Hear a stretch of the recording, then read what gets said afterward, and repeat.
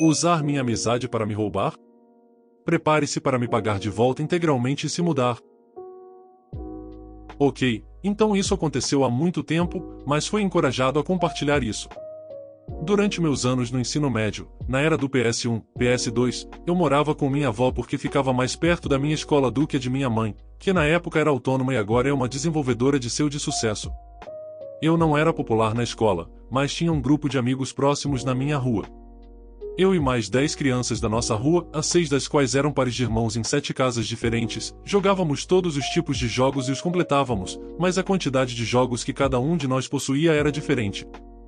Sendo a criança com mais jogos, eu ofereci que se alguém quisesse jogar em minha casa, eu permitiria. Agora, eu tenho toque, entre outras coisas, graças a um distúrbio mental.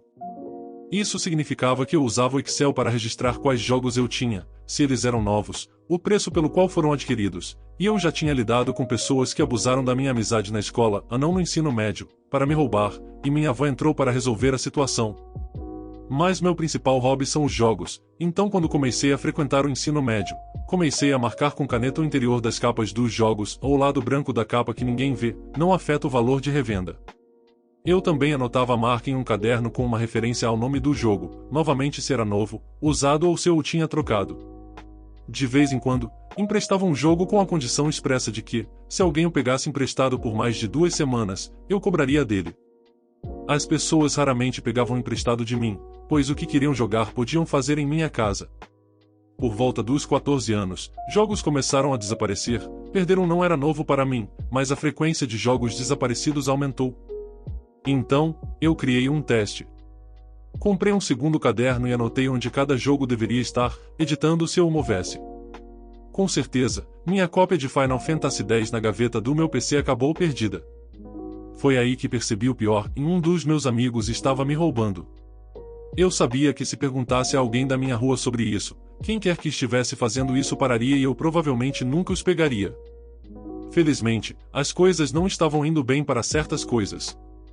Embora o Game FAQS fosse uma coisa, não era grande o suficiente na minha região para que alguém além de mim usasse, e eu o mantive dessa maneira ajudando qualquer pessoa na minha rua com informações. Lembre-se também de que a internet não era tão amplamente usada como é agora e um PC não significava acesso à internet, um PC era apenas uma estação de trabalho para trabalhos escolares e jogos de PC comprados em uma loja. Se você tinha internet, ela vinha com discagem e era usada por uma pessoa da casa ou você usava o teclado de internet Sky para fazer pesquisas usando sua caixa de conversão. Em segundo lugar, e mais importante, era uma viagem de 15 minutos até a cidade e 2 horas até a cidade mais próxima. A diferença era que a cidade não tinha uma loja de jogos. Os 2 lugares que vendiam e trocavam jogos na cidade tinham uma política. O jogo deve vir com a caixa, o disco e o manual. Passei 1 hora removendo todos os manuais que tinha dos jogos e os armazenando em uma caixa embaixo da prateleira inferior da minha cômoda. Se alguém estava me roubando, eles não lucrariam mais comigo. Eu poderia obter informações de fontes externas. Os 3 pares de irmãos na minha rua eram inocentes. O primeiro grupo, chamarei de irmãs, a mãe delas vinha ajudar eu e minha avó a limpar a casa da minha bisavó aos sábados. Eu perguntaria sobre no que elas estavam jogando. Se um jogo que havia desaparecido surgisse, eu perguntaria quando eles começaram a jogar isso?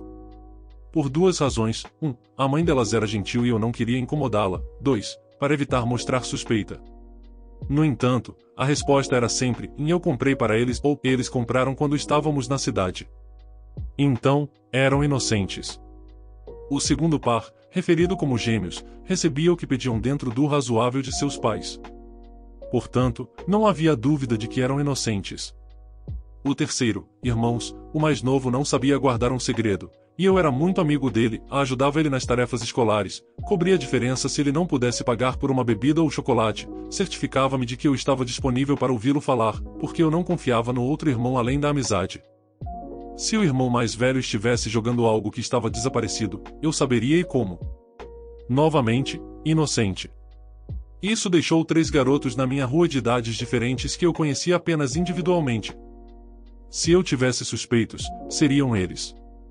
Por mais de 2 anos, mantive a fachada de que estava Blissful Navari, mantive a natureza prestativa o suficiente para que ninguém nunca questionasse minha fonte de jogos, o Gamefax. Com certeza, os jogos continuaram desaparecendo, mas eu estava procurando por algo: nenhum manual, nenhum jogo trocado, nenhum jogo vendido, nenhum dinheiro extra para os últimos jogos. Eu estava realmente esperando que um dos jogos que as pessoas tinham me visto jogar e queriam jogar desaparecesse. Vex, um jogo similar ao Mario 64, mas substitua as estrelas por corações. Um dos corações tinha proteção contra cópia, a resposta estava no manual ou uma prática comum antes de se tornar inútil na internet. Com certeza, um mês depois de terminar, ele desapareceu. Uma semana depois, um garoto da minha idade, a quem chamarei de ladrãozinho, me perguntou como abrir o baú na baleia. Oh, está no manual. O ladrãozinho respondeu que não tinha manual e que tinha comprado em um bazar de carros. Em minha mente, eu o tinha pego. Os pais dele não saíam muito, então não havia viagens à cidade ou raras viagens à cidade. E não havia bazares de carros nas proximidades nos últimos 4 meses. Eu fiz minha jogada. O ladrãozinho ia para o treino de karatê às terças-feiras das 7 às 9, esperei até às 7h10 da tarde e fui até a casa dele com minha avó, levando meus cadernos, impressões dos meus registros de compras de jogos e um documento. Chegarei a isso em um momento. Depois de uma breve conversa de incredulidade, perguntei se poderia provar que o filho deles estava roubando. Pensando que não encontraria nada, eles me deixaram. Fui até a cópia de Vex na sala da frente, mostrei a eles o interior sem manual, mostrei meu caderno e levantei a capa da caixa do jogo, mostrando uma marca de caneta que eu havia usado ao lado do caderno com a mesma marca de caneta na capa interna. Enquanto eles estavam atordoados, aproveitei a oportunidade para pegar uma segunda e terceira cópias, apontando para a marca de caneta no livro e depois movendo o rótulo de acordo para mostrar uma cópia idêntica. A mãe ficou branca. Perguntei se poderia ver se havia mais na casa. Chocado, o pai concordou e, após 20 minutos, tinha mais de 30 jogos na mesa à frente deles, todos sem os manuais, todos com marcas de caneta no verso do rótulo que coincidiam com o interior dos cadernos. Mas a melhor parte foi que, no escritório do PC dele no andar de cima, havia uma nota detalhando quem tinha o quê. Quando mostrei a eles a nota, você podia ver a raiva se acumulando nos olhos do pai, enquanto minha avó conversava com a mãe sobre o que poderia acontecer a seguir, as ramificações legais do roubo. Como ele agora tinha 16 anos e poderia ser julgado como adulto, com o juiz certo. Eu mostrei ao pai onde encontrei a nota e ele encontrou pastas de registros de jogos de propriedade de outras pessoas e quando ele adquiriu e por quanto ele os trocou. Sim, não era apenas eu. Ao longo de vários anos, ele tinha roubado jogos desde a era do Mega Drive, jogava neles até terminar e depois os trocava como se fossem dele para embolsar o dinheiro. Ele só começou comigo porque alguns anos atrás minha avó tinha permitido que eu levasse os consoles para a sala de estar para os amigos jogarem, com a condição de que fosse apenas quando eu tivesse amigos por perto e apenas um console de cada vez com apenas o jogo que íamos jogar para evitar sujeira. Descendo as escadas, coloquei o documento que havia guardado até agora. Era um documento que minha avó, minha mãe e eu havíamos preparado, detalhando que eu não levaria a evidência que tinha para a polícia sob a condição de que todos os jogos injustamente retirados fossem devolvidos para mim ou para o proprietário original. Se, no caso, não pudessem ser, então o preço total do jogo quando eu comprei seria devolvido à minha avó dentro de 6 meses. Para que pudesse ser devolvido aos proprietários legítimos de alguma forma. Tenho que agradecer minha mãe aqui por ter previsto a redação de forma que, no caso de eu não ser a única vítima, todos teriam justiça. Então obrigado, mãe. Ambos os pais assinaram, eu assinei e minha avó assinou, e os 4 de nós esperamos naquele momento conversamos sobre como lidaríamos com isso, concordando que eu levaria as pastas para casa e faria pesquisa sobre o preço de varejo de qualquer jogo desaparecido. Quando o ladrãozinho retornou, a expressão em seu rosto foi impagável enquanto ele olhava para as pastas e pilha de jogos. Nesse ínterim, liguei para meu avô para nos ajudar a levar os jogos e as anotações pela rua de volta para casa. Antes de sair, informamos a ladrãozinho o que aconteceria, muito para seu desagrado. A casa dele fica a 4 portas de distância e do outro lado da pequena rua de saída, na outra extremidade há um jardim e uma linha de trem moderna, anos 2000, que atravessa a cidade. Das 9 às 10 horas, pude ouvir o pai gritando com o ladrãozinho, mesmo quando o trem das 9h15 passou, enquanto eu estava revisando os registros no meu PC, escaneando-os em um scanner muito básico pelos padrões de hoje. Foi ótimo e achei reconfortante conforme eu analisava. Naquele fim de semana, imprimi várias cópias do acordo e dos documentos listando o que havia sido roubado de cada um dos meus amigos ou pares de irmãos, quanto valiam e quando esperar o dinheiro. Devolvi as pastas e dei aos pais uma cópia do acordo com o valor do quanto ele tinha roubado, a de todas as partes, e não poderia devolver. Eles me disseram que pagariam e isso sairia das economias e da mesada de ladrãozinho. Pelos próximos 4 anos. Tanto eu quanto ele tínhamos 16 anos na época, ele estaria em seu primeiro ano de universidade antes de pagar seus pais. Não surpreendentemente, as viagens de karatê pararam. Depois que fecharam a porta, peguei vários envelopes da minha mochila e fiz a rodada nas ruas. Cada criança recebeu um desses envelopes que continha informações relevantes para eles e uma cópia do acordo. Para minha surpresa, levou 2 semanas para que cada centavo fosse dado à minha avó. Usando os registros que forneci, dei a cada um dos meus amigos exatamente o que eles tinham direito em um envelope para evitar olhos curiosos. Uma vez feito isso, esperei até a segunda-feira seguinte e entreguei uma cópia do acordo para minha escola. Como a maioria das escolas, a minha tinha um sistema em que as tarefas eram delegadas aos alunos mais confiáveis e bem comportados. Ambos, eu e Ladrãozinho, estavam nessa lista. Ladrãozinho foi removido dessa lista e a equipe sabia que ele era um ladrãozinho. Na minha rua, ele foi removido do círculo de amigos. Nós não falávamos com ele. Ele não era bem-vindo em eventos da rua. Certamente não em viagens. Na escola, ele não foi autorizado a participar dos poucos passeios escolares restantes porque seu pai não assinaria os formulários de permissão. Depois disso, eu não mudei. Claro que estávamos com um amigo a menos, mas nenhum dos meus jogos desapareceu novamente. Aos 18 anos, me mudei para a faculdade na casa da minha mãe, mas até então só havia usado o dinheiro que me devolveram para comprar um Xbox 360. Minha mãe mantém uma cópia emoldurada do acordo assinado no escritório e eu mantenho o original emoldurado no meu escritório até hoje para me lembrar. Não surpreendentemente, depois de terminar o ensino médio, ele e seus pais se mudaram. Como ficou claro que as crianças e os pais não queriam nada com ele. Isso é para o que as reservas servem. Há alguns anos, trabalhei em um emprego que me exigia viajar muito. Da noite de segunda-feira à noite de quinta-feira, praticamente vivia em um quarto de hotel. Fiz esse trabalho por 10 anos. Como meus destinos eram quase sempre nas mesmas cidades e minhas reuniões ocorriam quase sempre no mesmo local, eu ficava nos mesmos motéis. A empresa para a qual trabalhava pagava pelos hotéis e despesas. Eles também não tinham problema em me inscrever nos programas de recompensas das várias redes de hotéis que eu frequentava. Com o tempo, vários hotéis já me conheciam pelo nome. Um hotel em particular tinha um quarto que eles chamavam de Quarto do Senhor Teólogos. Com outra rede, eu já havia alcançado o status diamante em seu programa de recompensas e tinha mais de 750 mil pontos.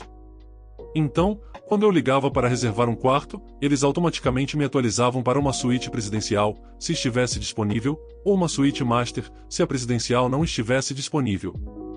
Então, em uma tarde de segunda-feira, cheguei ao meu destino no motel com minhas informações de reserva à mão, caso eu encontrasse uma pessoa nova na recepção. Ao entrar no saguão com minha bagagem, havia um casal na recepção e parecia haver um problema.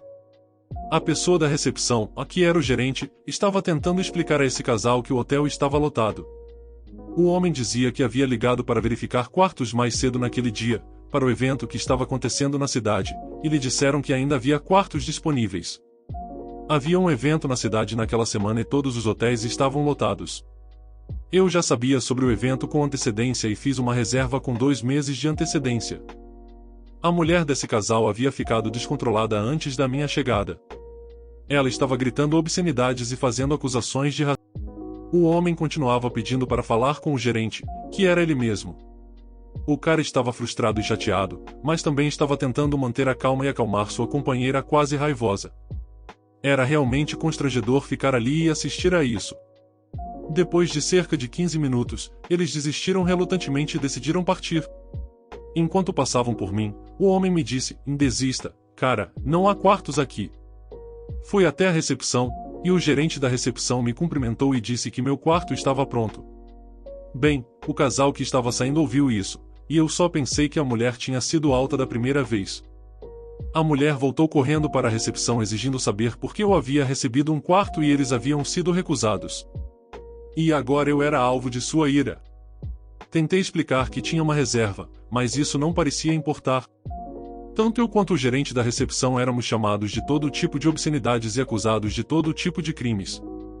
A mulher, sem aviso, de repente se virou para mim e tentou me chutar, embora só tenha conseguido chutar minha mala. Seu companheiro masculino veio até mim e tentou acalmá-la, e ele agora estava pedindo desculpas por ela. Mas ela continuava sem parar. Isso durou 5, talvez 10 minutos. Antes que a polícia chegasse, o gerente havia soado um alarme porque se sentiu ameaçado. Com um grande evento na cidade, a polícia estava viajando em duplas, então havia 2 deles. A polícia conseguiu acalmar um pouco a mulher e começou a coletar depoimentos. A mulher continuava exigindo que eu fosse preso por roubar o quarto de hotel deles. Meu depoimento foi fácil, e estou aqui a negócios. Aqui está uma cópia da minha reserva feita 2 meses antes e não quero prestar queixa por tentativa de agressão.